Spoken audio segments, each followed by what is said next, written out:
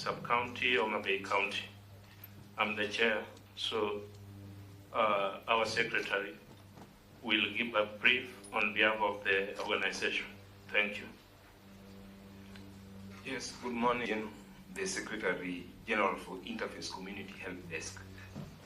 I would like to thank the National Dialogue Committee for deeming it fit to give us the opportunity to address and give our views on behalf of the residents of Homa Bay County. Without much ado, whereas you've given us 15 minutes to deliberate on these issues, I think it is prudent that we obey the rules of the game by the National Dialogue Committee. So I'll first begin by stating as follows. Whereas you had highlighted 5 issues that were to be canvassed by the Kenyan citizens, we deemed it fit, and I think it is us who came first as members of the public, that we felt that the dialogue was not people-centered, but it was leader-centered. But luckily enough, it was prudent for the Learned Council, who is also the former Vice President of the Republic, said that we need to come and give our views via our memorandum, of which we also say thank you to the panelists. I'll begin by stating as follows, that I'll not read everything because of time. The thematic areas with regard to electoral justice and related matters, restructuring and reconstitution of the IEBC, we had the following recommendation. 1, there is need, and I'm pleading again that there is need. Those are 3 words. That we need to abolish what is the so-called National Tallying Center. Because where we are in, the citizens of the Republic of Kenya have always been participating in voting, but the problem, it is from the National Tallying Center, not at the polling station. So as we are saying, we need to have what is known as the polling station tallying center. Because if all votes are being casted right from the ground, what is the need, or what is it that the chairman is going to do? What is it that is going to verify? Because already the results have been found right from the ground. So the reason as to why we deemed it fit that we need to abolish the National Tallying Center is that this is where the problem has always begun. Kenyans have not been fighting at the polling station. They have been fighting at the National Tallying Center with leaders who have been elected.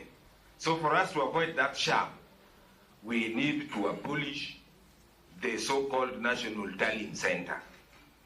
That is 1. 2, we are saying that we need to creation of youth members of parliament elected as the same as women representatives, including persons with disability. Why? Article 28 is not being observed by political parties of this country, whereby you will just find that they handpick certain fellas to represent the interest of the youth. So that is why we are saying persons with disability, youth representatives are supposed to be elected. The other issue we had about the electoral justice is that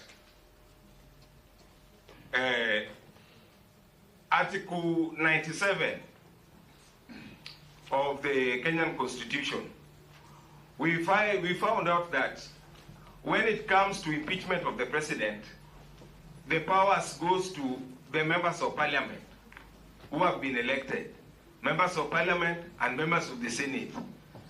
As we are saying that if the sovereign power belongs to the people, then it is the people to decide if a leader doesn't work for them.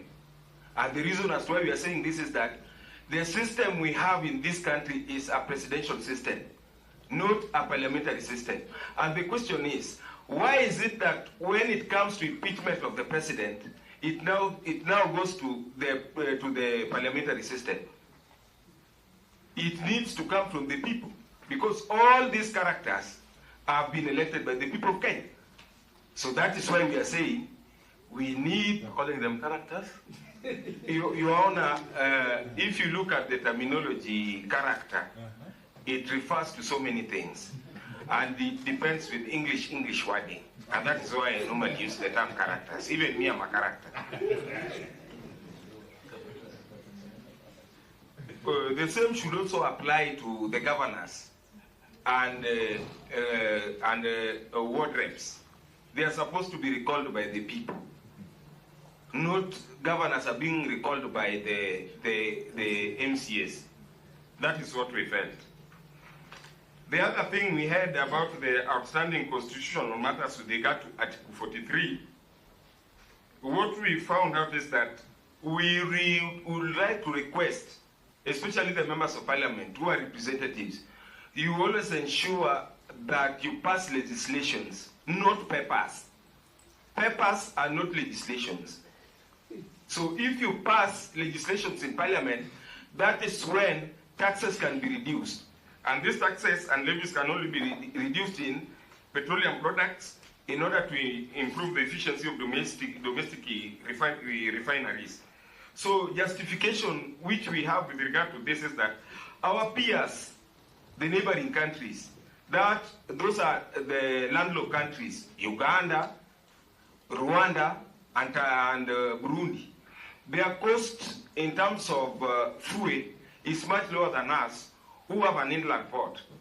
So that should be a big worry to us. How comes that a landlocked country, its petroleum levies are lower, and a country which is not landlocked like Kenya, which is cherished and respected amongst all nations in the world, its taxes and levies are more?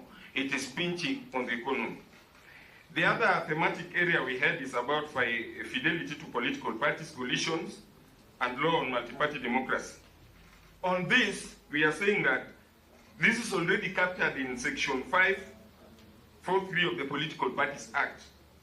So the provision itself lays the ground and management and membership of political parties. So justification, we underscore that the fact that democracy is enhanced both by the ruling party and opposition and not weakened in the delivery and oversight from both parties.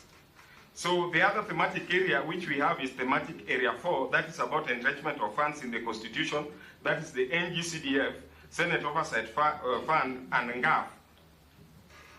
The role of Parliament is oral, and I'm repeating, the role of Parliament is oral. That is oversight, representation, appropriation, and legislation. To this effect, we would like to say that the Supreme Court of the Republic of Kenya pronounced itself on this and hence makes the matter moot. Reason being,